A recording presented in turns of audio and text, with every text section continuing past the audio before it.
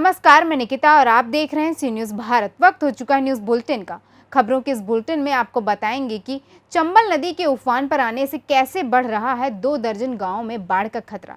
इसके साथ ही देखिए झांसी में ग्रामीण पत्रकार एसोसिएशन के विशाल कार्यक्रम को लेकर कस्बा एवं क्षेत्र के पत्रकारों की मीटिंग भी संपन्न हुई और प्रतापगढ़ के पट्टी क्षेत्र में तरदहा गाँव की खराब सड़कों से कैसे हो रही ग्रामीणों को परेशानी। ऐसी तमाम खबरों पर विस्तार से करते हैं चर्चा। चंबल नदी उफान पर गांधी सागर बांध से छोड़ा गया 12,000 क्यूसेक पानी बरई घाट पर 119 मीटर खतरे के निशान को पार कर पहुंचेगा 128 मीटर पानी। 2 दर्जन गांव में बाढ़ का खतरा, जिला प्रशासन ने अलर्ट जारी कर दिया है। नदी में पानी बढ़ना शुरू हो चुका है। कलेक्टर ने गांव में जाकर ग्रामीणों से मुलाकात की और गांव में सुरक्षित स्थान पर जाने की अपील की। प्रशासन बाढ़ से निपटने की तैयारी में जुटा है और स्वास्थ्य से लेकर खाने पाने की व्यवस्था में भी जुटा हुआ है। भिंड से सी न्यूज़ संवाददाता विनोद शर्मा की रिपोर्ट। आज ग्रामीण पत्रकार एसोसिएशन की मीटिंग रिंकू सेंगर की अध्यक्षता में बजरंग धर्मशाला गौराठा में संपन्न हुई, जिसके मुख्य अतिथि अभिनंदन जैन, विशिष्ट अतिथि बालादीन राठौर एवं राजेश परिहार रहे, जिसमें आगामी 30 अगस्त को झांसी के बुंदेलखंड यूनिवर्सिटी कैंपस में होने वाले विशाल पत्रकार संगठन के कार्यक्रम की रूपरेखा पर विचार विमर्श किया गया। ग्रामीण पत्रकार एसोसिएशन के इस विशाल कार्यक्रम में प्रदेश भर के पत्रकार बड़ी संख्या में एकत्रित होंगे। इसी कार्यक्रम को लेकर पत्रकारों की मीटिंग संपन्न हुई तथा पत्रकारों की समस्याओं पर विचार विमर्श किया गया, जिसमें नगर के पत्रकारों ने अपने अपने विचार रखे। जिसमें जिला अध्यक्ष अभिनंदन जैन ने कहा कि गलत कार्य करने वाले पत्रकारों का संगठन साथ नहीं देगा। वहीं कार्यक्रम के अंत में सभी पत्रकारी जनों एवं कार्यक्रम में आए हुए पत्रकारों का आभार व्यक्त किया। संचालन कर रहे राजकुमार मिश्रा ने कहा कि हम लोगों का सौभाग्य है कि हम सभी को एक साथ कार्य करने का अवसर मिला है। झांसी से सी न्यूज़ संवाददाता आशुतोष गोस्वामी की report. Kumardubi railway flyover bridge निर्माण कार्य में विलंब और सर्विस रोड नहीं बनाए जाने को लेकर आज कार्यस्थल पर पहुंचे भारतीय मजदूर संघ के धनबाद जिला अध्यक्ष अभिमन्यु कुमार ने हरदेव कंस्ट्रक्शन के जूनियर इंजीनियर से मिलकर जल्द से जल्द सर्विस रोड बनाने की मांग की, नहीं तो जो कार्य किया जा रहा है उसे बंद कर धरना प्रदर्शन की चेतावनी देते हुए फटकार लगाई। वहीं मीडिया से बात करते हुए जिला अध्यक्ष अभिमन्यु कुमार ने बताया कि इस फ्लाईओवर निर्माण कार्य में बहुत सारी खामियां नजर आ रही हैं। इस खामियों के कारण लोगों को आवागमन के दौरान कोई दुर्घटना और जाम जैसी परेशानियों का सामना करना पड़ रहा है। आपूर्ति कार्यालय जो चतरा है, जिसमें सारा गरीबों का कल्याण वहां से किया जाता है। खाद्यान्न का जितना भी प्रक्रिया है गरीब के हित के लिए वहां से संचालित किया जाता है। डीलरों का भी समस्या वहीं से निदान किया जाता है। वहां एक कंप्यूटर ऑपरेटर के रूप में नियुक्त है, वो मनमानी तरीके से संचालित अपने हिसाब से पूरा डीएसओ को कार्यालय को करता है और तब से पूरा बिना आदेश के कोई भी चीज़ को लागू कर देना। आज जो ई पोस्ट मशीन और वेट मशीन का जो समस्या डीलरों के बीच जो हुआ है, इसमें बहुत बड़ा योगदान उस कंप्यूटर ऑपरेटर का है। पूरा डीलर एसोसिएशन इसका मांग करता है कि कंप्यूटर ऑपरेटर को इस विभाग से हटा करके कहीं दूसरे जगह ले जाया जाए और एक निष्पक्ष कंप्यूटर ऑपरेटर को गरीब के हितों में और जो डीलर के हितों में जो काम करे उसको यहाँ पे नियुक्त किया। यहाँ हमारे माननीय चतरा विश्वसूत्री के प्रभारी मंत्री माननीय मिथिलेश कुमार ठाकुर जी आए हुए थे। हम तमाम डीलर एकजुट होकर के उनसे मांग रखा है मैंने कि यहाँ ई पॉस मशीन को वेट मशीन से जोड़ दिया गया है और मात्र 887 डीलरों में 357 लोगों को जोड़ा गया है। शायद चेक किया जा रहा था और वो तमाम जो जोड़ा गया है वो यहाँ काम नहीं कर रहा है। चूँकि 2G आपका सेवा यहाँ बहाल है। हमको लगता है कि 4G सेवा जब तक के नहीं सरकार बहाल करती है, वेट मशीन को ई पोस्ट मशीन से जोड़ना उचित नहीं है।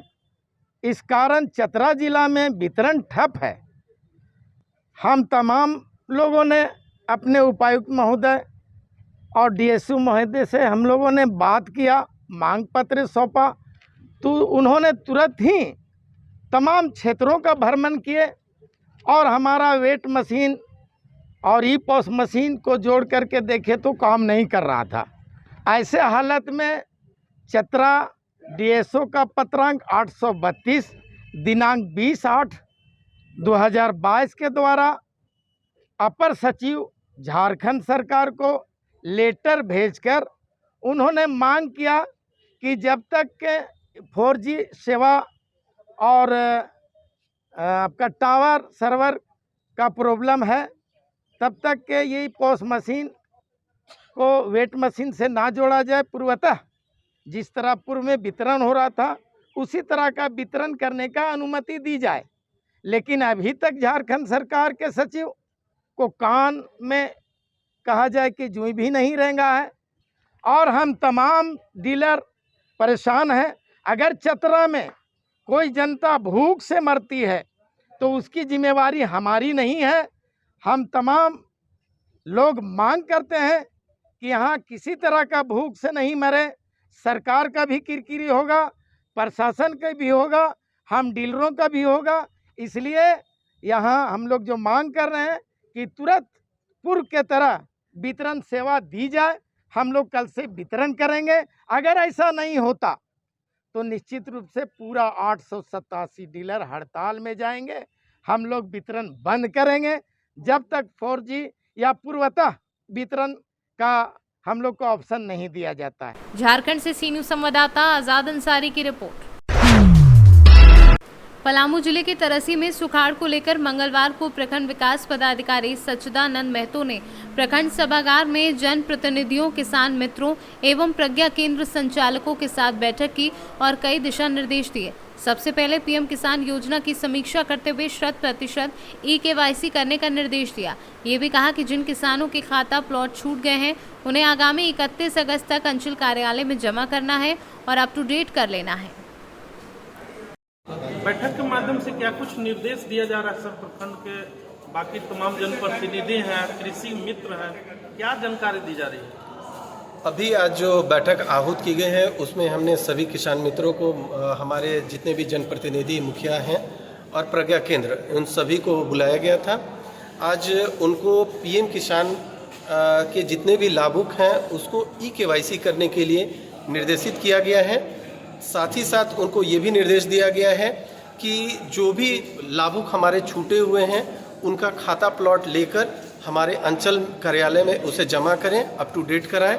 ये हमको 31 अगस्त तक कर लेना है, तो 4-5 दिनों के अंदर हमको सारा डेटा को कलेक्ट करके यहाँ कर्मचारी के माध्यम से उसे अप टू डेट कराना है। दूसरा जो हमारा मुख्य उद्देश्य था, जो अभी सुखाड़ पलामू में हो चुका है और इसकी घोषणा होने की बाकी है, उसी के तहत एक प्रिपरेशन के लिए हम लोग झारखंड फसल राहत योजना के तहत सभी किसानों को अपने किसान का रजिस्ट्रेशन कराने के लिए निर्देश दिए हैं। उनमें जो भी हमारे 18 वर्ष से ऊपर किसान हैं वो अपना आधार, अकाउंट और ज़मीन का रसीद लेकर हमारे प्रज्ञा केंद्र पर जाकर उसे निबंधन करा सकते हैं। प्रज्ञा केंद्र को एक निर्धारित शुल्क निर्धारित की गई है जो राज्य सरकार की तरफ से दी गई, वो 40 रुपये है। उसका निर्देश हमारे प्रखंड विकास पदाधिकारी की ओर से दिया गया है कि वो अपने दुकान पर या प्रज्ञा केंद्र पर एक A4 साइज में अंकित करेंगे कि ये फसल राहत योजना के निबंधन के लिए 40 रुपये लिया जा रहा है। अगर इससे किसी भी प्रज्ञा केंद्र के द्वारा ज़्यादा पैसा लिया जाता है, उसकी सीधी शिकायत मुखिया के माध्यम से, किसान मित्र के माध्यम से या किसी अन्य जनप्रतिनिधि के माध्यम से किया जा सकता है। साथ ही साथ हमारे यहाँ आधार को उसके वोटर ID कार्ड के साथ लिंक करने का काम किया जा रहा है। तो प्रपत्र 6B के भी बारे में सभी मुखिया को जानकारी दी गई है कि वो जल्द से जल्द अपने आधार को वोटर ID के साथ जोड़ दें। पलामू से सी न्यूज संवाददाता सत्येंद्र कुमार विश्वकर्मा की रिपोर्ट। प्रतापगढ़ पट्टी क्षेत्र के तरदाहा गांव की सड़क खराब है। बरसात के समय लोग परेशान हो जाते हैं। स्कूल ले जाने के लिए गाड़ी जैसे ही गांव के अंदर आने के लिए प्रवेश करती है, चक्रोट क्षतिग्रस्त होने के कारण गाड़ी वहीं बीच रास्ते में फंस जाती है। आए दिन यहां पर ग्रामीणों को कीचड़ में से होकर गुजरना पड़ता है। सीएम हेल्पलाइन पर शिकायत भी की गई, लेकिन अब तक कोई कार्यवाही नहीं हुई है। स्वतंत्रता सेनानी पंडित राम सुमेर पांडे का पैतृक आवास यहाँ है, लेकिन शासन प्रशासन तथा जनप्रतिनिधियों की लापरवाही के कारण लोग परेशान हैं। प्रतापगढ़ से सी न्यूज संवाददाता रोहित जायसवाल की रिपोर्ट। औरंगाबाद जिले के कुटुंबा प्रखंड में बिहार सरकार के पंचायती राज्य मंत्री मुरारी प्रसाद गौतम को लोक परिवार कल्याण समिति अध्यक्ष पंचायत समिति नीलम देवी कुटुंबा 16 एवं समिति प्रतिनिधि संजय पासवान, प्रखंड विकास पदाधिकारी चंद्रभूषण गुप्ता, कुटुंबा मुखिया अनीता कुमारी, कुटुंबा सीओ अभय कुमार, किसान सलाहकार रमाकांत एवं अन्य ग्रामीण जनता ने मंत्री मुरारी प्रसाद गौतम को सूर्यदेव भगवान का प्रतीक चिन्ह देकर महुआ धाम कुटुंबा के प्रांगण में भव्य स्वागत किया तथा पंचायत की जन समस्याओं को बताया गया। वहीं कुछ विकास के कार्यों के लिए उनसे मांग की गई। प्रथम महुआ धाम को व्यवस्थित करने की हर संभव कोशिश का भरोसा भी दिलाया गया। औरंगाबाद से सी न्यूज़ संवाददाता रमाकांत सिंह की रिपोर्ट। विश्व हिंदू परिषद का स्थापना दिवस का कार्यक्रम अरुणनगर औरंगाबाद में बहुत ही उत्साहजनक रूप से संपन्न हुआ। कार्यक्रम में मुख्य अतिथि प्रांत संगठन मंत्री चित्तरंजन कुमार रहे। कार्यक्रम की अध्यक्षता विश्व हिंदू परिषद अरुणनगर के उपाध्यक्ष सिद्धेश्वर विद्यार्थी एवं संचालन अरुणनगर जिला मंत्री रमाकांत सिंह ने की। बैठक में विस्तार से विश्व हिंदू परिषद की स्थापना के बारे में चर्चा हुई तथा संगठन को कैसे मजबूत किया जाए इस विषय पर चर्चा हुई। वहीं कार्यक्रम में अधिवक्ता कमलेश सिंह, अरुण सिंह, रंजीत कुमार, पिंटू सिंह, लालदेव सिंह, रामजीत सिंह आदि कार्यकर्तागण उपस्थित रहे। औरंगाबाद से सी न्यूज़ संवाददाता रमाकांत सिंह की रिपोर्ट। बड़ी खबर पश्चिम चंपारण जिला के बगाहा से है, जहां लौकरिया में एक बार फिर नक्सलियों की गतिविधियां बढ़ रही थी। इसी बीच गुप्त सूचना के आधार पर पुलिस और एसटीएफ ने हार्डकोर नक्सली सुरेंद्र राम को गिरफ्तार किया है।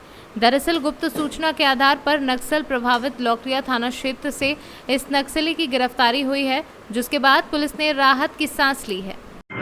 लगभग 2 साल पहले लौकरिया थाना कांड संख्या 4820 रजिस्टर हुआ था, जिसमें कुछ नक्सलियों का भी इनकाउंटर हुआ था, 4 नक्सलियों का। उसी केस में कुछ अपराधी नक्सली फरार चल रहे थे। इसी क्रम में गुप्त सूचना मिली तो इसमें एसटीएफ और लौकरिया पुलिस द्वारा संयुक्त ऑपरेशन किया गया, जिसमें सुरेंद्र राम उर्फ जैन उर्फ सागर तथा चंद्ररेव राम साकिन पकड़ी थाना राजेपुर जिला पूर्वी चंपारण को चमकी टोला से गिरफ्तार किया गया था।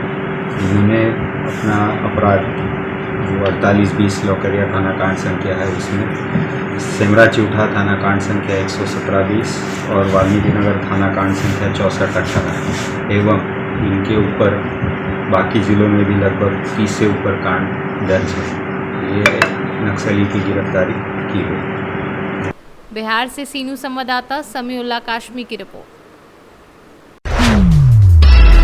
बुलंदशहर में क्षमता 5 यात्री हुए 17 सवार। ओवरलोड ई रिक्शा का वीडियो सोशल मीडिया पर हो रहा वायरल वीडियो में 17 यात्रियों को सवार कर बुलंदशहर गढ़मुक्तेश्वर स्टेट हाईवे पर फर्राटा भरता दिख रहा है ई रिक्शा चालक।